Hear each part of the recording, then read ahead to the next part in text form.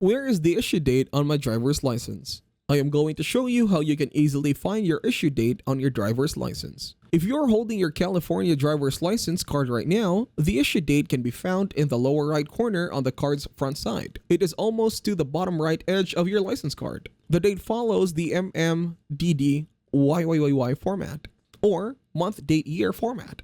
For example, if your license card says that the issue date is 4/4/2020, then it means that your license was issued on April 4, 2020. If you don't have your physical card for some reason, you can go to your local Department of Motor Vehicles field office to ask for your driver's record.